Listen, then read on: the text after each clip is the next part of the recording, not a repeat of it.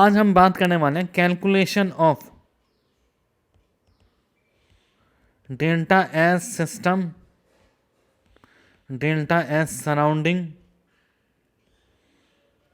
And delta S total के बारे में। Delta S system, delta S surrounding and delta S total. तो अगर इसकी हम बात करें, ये दो प्रोसेस में होता है, एक रिवर्सिबल और इरिवर्सिबल। रिवर्सिबल और इरिवर्सिबल प्रोसेस। रिवर्सिबल में डेल्टा एस टोटल क्या है? 0। डेल्टा एस टोटल किसके इक्वल है? Delta S system plus delta S surrounding, वो भी 0 है। तो रिवर्सिबल में हम जानते हैं डेल्टा एस टोटल 0 होता है और डेल्टा एस टोटल किसके इक्वल होता है? Delta S system plus delta S surrounding. और यहाँ पे आता है डेल्टा एस सिस्टम किसके इक्वल होता है? Negative of delta S surrounding के। अगर हम इनरिवर्सिबल प्रोसेस की बात करें तो इनरिवर्सिबल प्रोसेस, लेट से कोई भी प्रोसेस गया ए टू बी में किसी इनरिवर्सिबल पाथ से, तो इसमें हीट सप्लाई क्या होगी? क्यू इनरिवर्सिबल। तो हम जानते हैं कि डेल्टा एस क्या होता है? Q by T. Q reversible by T. Delta system क्या होता है? डेल्टा सिस्टम क्या होता है? Q irreversible by T. क्या ये हो सकता है? नहीं हो सकता। एक्चुअली डेल्टा सिस्टम क्या होता है? Q reversible divide by T. क्यों रिवर्सिबल? इमेजिनरी। अब यहाँ पे हम लेंगे इमेजिनरी पाथ, क्योंकि डेल्टा सिस्टम क्या है? एक पाथ स्टेट फंक्शन है। तो अगर हम इस रास्ते से जाने की जगह अगर हम इमेजिनरी रिवर्सिबल पाथ ले लें, imaginary reversible path, imaginary reversible path को कंसिडर करें तो क्यों इमेजिनरी बाय टी। तो अब क्या मतलब है? अब इसको, अब इस वाले कंसेप्ट को ढंग से समझिएगा। सपोज अब क्यों, अब सपोज यहाँ पे कोई, हमने अचानक से कोई फ्यूल बर्न किया, फ्यूल बर्न अचानक से किया, जो क्या है? Irreversible process. लेकिन सराउंडिंग जो उसको लेगा, सराउंडिंग तो रिवर्सिबल ही लेगा ना। क्या बात करें हम बात करें, अगर कुछ लोग जैसे सर्दी में हाथ सेकते हैं, हाथ सेकते हैं, तो हाथ सेकने से क्या होता है?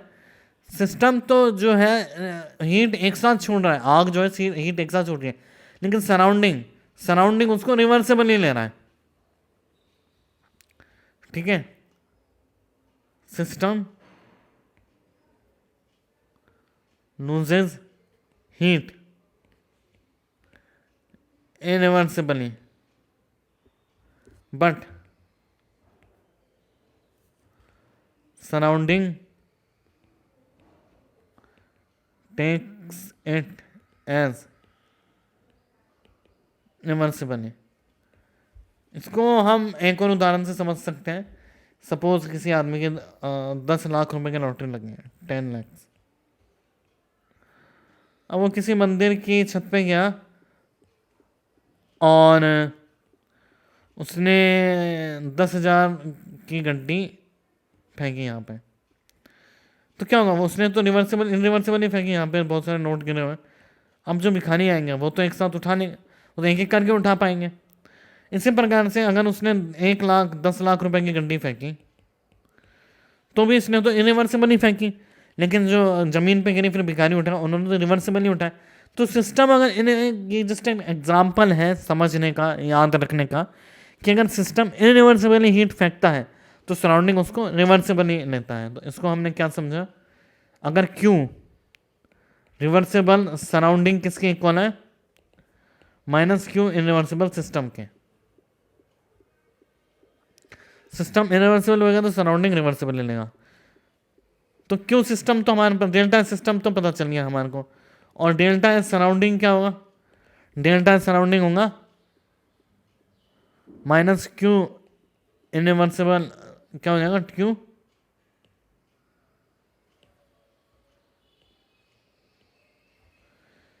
क्यू रिवर्सिबल सराउंडिंग, सराउंडिंग ने heat limit divide by temperature, T of surrounding.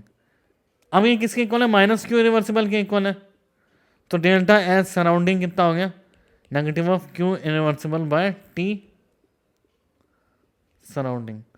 तो ये तो हो गया हमारे पास, इससे जो हमारा कंक्लूजन निकला कि पहला तो है डेल्टा एस सिस्टम क्या है, Q imaginary by T, delta S system हमारा क्यू इमेजिनरी बाय टी है, delta S surrounding Q irreversible by T surrounding है, और यहाँ डेल्टा एस सिस्टम बराबर क्यू डेल्टा एस सराउंडिंग है, और इन दोनों का एडिशन क्या होना चाहिए, जीरो होना चाहिए, डेल्टा एस टोटल क्या होना चाहिए, जीरो। पर यहाँ पे delta S total generally greater than zero होता है, इसकी चर्चा हम बाद में करेंगे। अभी हम समझते हैं कि हमने क्या कैलकुलेट किया, हमने किया delta S surrounding system reversible, लेकिन इनरिवर्सिबल हो तो डेल्टा सिस्टम क्या होता है, ये वाला पार्ट, और डेल्टा सराउंडिंग क्या होता है, ये वाला पार्ट। अब हम फर्दर डेरिवेशन पे आते हैं, फॉर एन, पहला फॉर एन आइडियल गैस, अब इसमें एक्सपेंशन भी हो सकता है और कंप्रेशन भी हो सकता है। तो लेट्स से हम P1 V1 T1 से जा रहे हैं P2 V2 T2 तक, तो डेल्टा DS क्या हो जाएगा, D Q reversible by T. तो from first law of thermodynamics D S क्या हो जाएगा, D Q reversible by T, first law of thermodynamics D U equals to D Q plus D W, ये होता है, ठीक है। तो डी क्यू क्या हो जाएगा, D U minus D W, तो डी क्यू क्या हो जाएगा, reversible N C V D T plus P D V.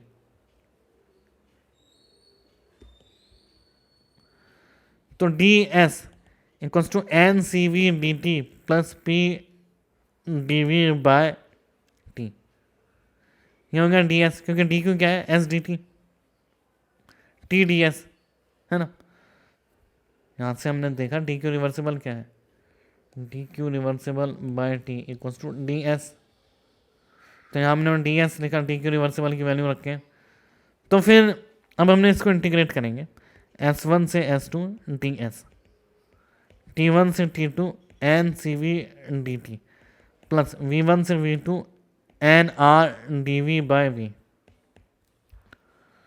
तो डेल्टा एस सिस्टम क्या हो जाएगा, N C V L N T two by T one plus N R L N V two by V one, तो हो जाएगा delta S system.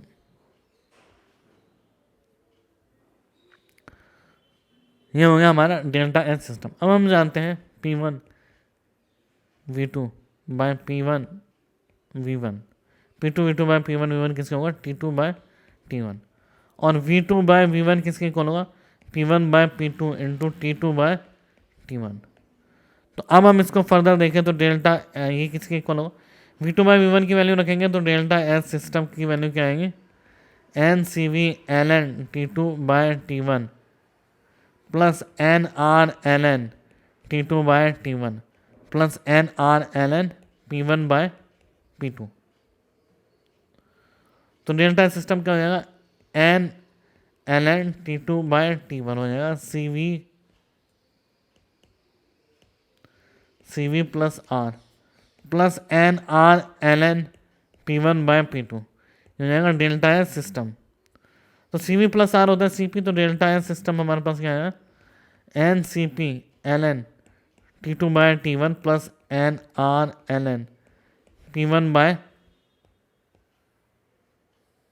P two.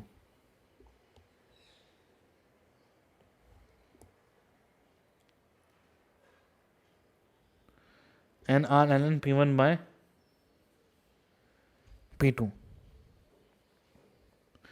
तो ये दो फॉर्मूला है जो हमारे को इंपॉर्टेंट है, याद रखना है। अब हम फर्दर आइसोकोरिक आइसोबारिक प्रोसेस में इनकी वर्क डन देखेंगे, और वर्क डन ये डेल्टा एस देखेंगे, और फाइनली डेल्टा एस रिवर्सिबल और इरिवर्सिबल सिस्टम में सेपरेटली प्रोसेस करके कैलकुलेट करके हम कुछ क्वेश्चंस की मदद से इसको समझेंगे।